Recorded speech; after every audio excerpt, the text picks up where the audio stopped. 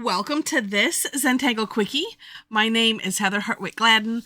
I'm a Certified Zentangle Teacher, and today we're going to take a look at the Tangle Parasols from CZT Suzanne McNeill. You know, sometimes it is just nice to have, let me see when this one, it's been around for a while because it's in from one of Suzanne's books, although Linda did just post this recently on tanglepatterns.com. But you know, and there are similar ones out there, but it's just nice to have these cool background, simple, cool looking backgrounds. All right. Oh, let's see. Oh, you know what? I think I will do a border. A very fine border, easier sometimes than going off the tile. And sometimes I'm just in the mood to go off the tile.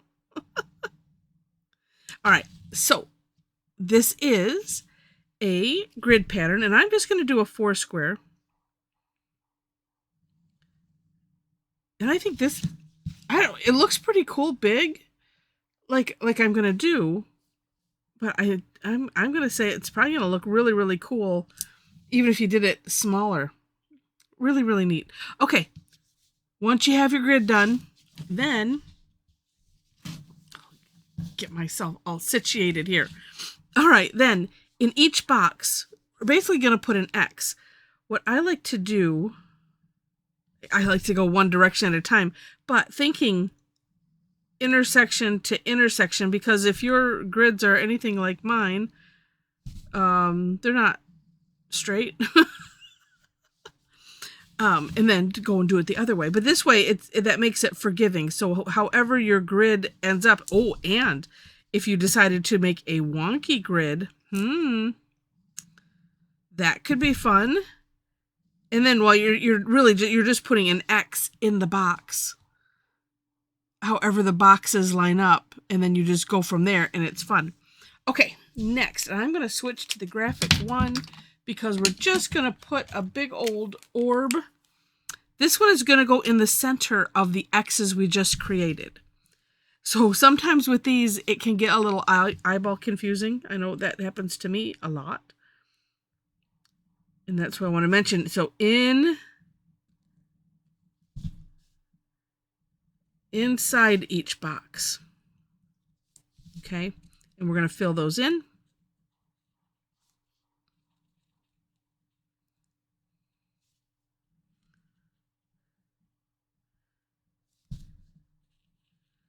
All right. Well, let's make this one a little bit bigger. Okay. It was looking a little odd. Okay, next. In the other intersections, we're going to do a lot larger orb. Not gonna fill it in solid like this. So, you know, this is where you can have lots of fun and make it as big as you want. So I'm starting here in the center. But then, so, you know, if this was a bigger grid, right, it would continue here. So I'm just going to do partials. Trying to match. And then over here in the corner, same idea.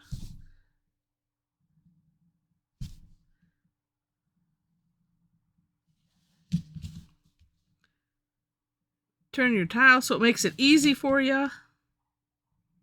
We like easy. Easy is good. And kind of, I find it a little difficult to maintain. It's like, okay, let me try to maintain this size. Not too shabby. All right, next.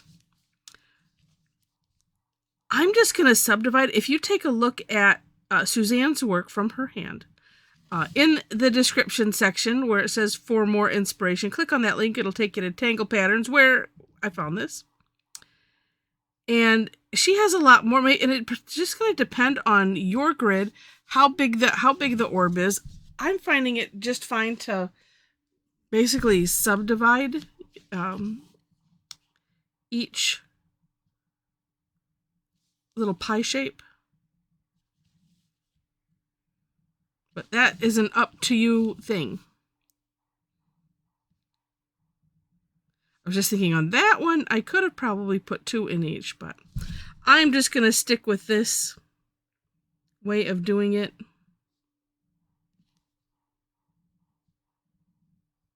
Because I like easy. And it's looking neat.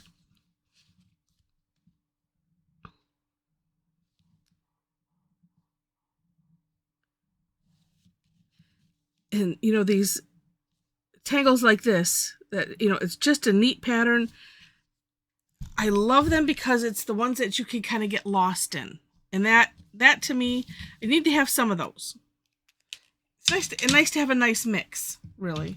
But it's just nice to have these that, like I said, you can get lost in. All right, now, here's some shading ideas. Oh, there could be so many ways to do this, but I'm just going to put some graphite in the center, or where the center would be.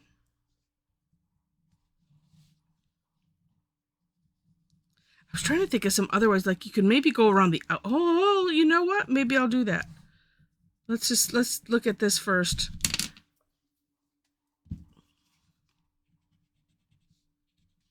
Well, let's get this tip of the tortillon. Where you want it darkest, but this, it's kind of all in here. So I'm just doing like that to spread it out. You know, a circular motion. But then you could too do like this, where I'm pulling it out like that.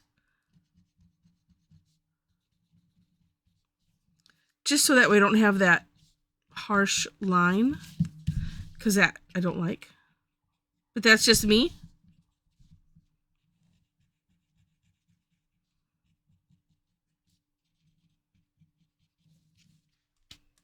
And that looks neat. But yeah, I'm gonna, because I was thinking about it, let's just do it.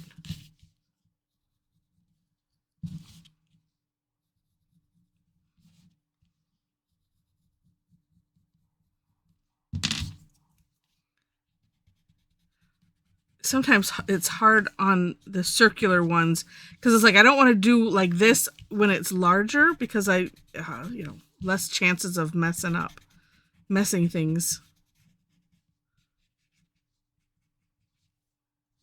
Sorry. Oh, that's neat. Let's do it on all of them.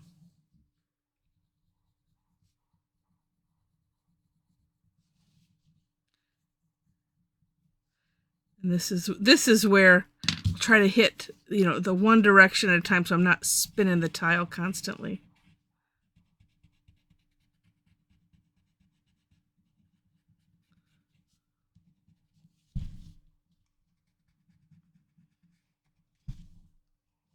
Oh, that adds some interesting depth. I'm glad I tried it. You know, sometimes when something just pops in your head to do it, just do it. I have to sit and debate with myself for a while.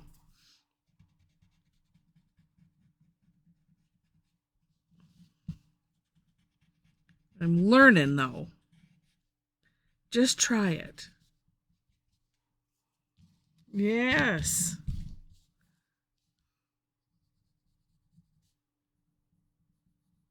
You know, and then also you could play with the level of darkness in your graphite, whether just going back over it with the pencil and adding some more graphite, or, you know, if you do it on a different, well, no, you could go back.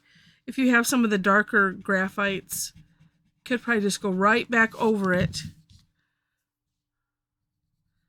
Or use the colorless blender, of which I think mine is a little MIA that's hiding.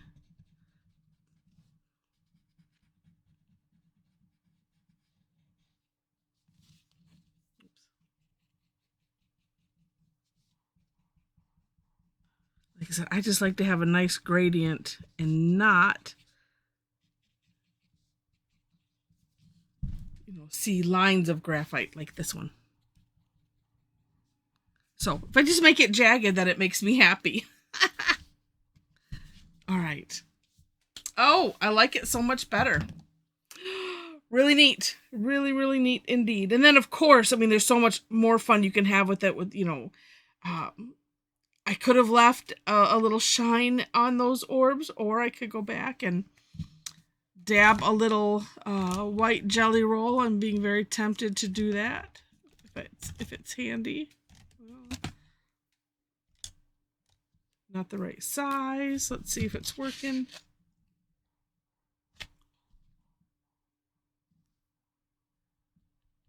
This is why I leave the little dot. This is also an 08, which is apparently misbehaving, but that the ink is still wet.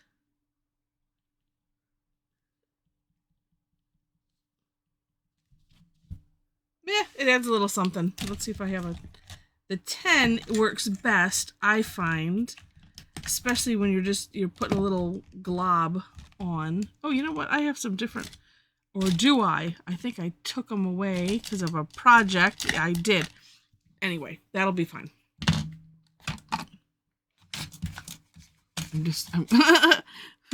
I'm peeking one more. Oh, no, that's not wrong color entirely.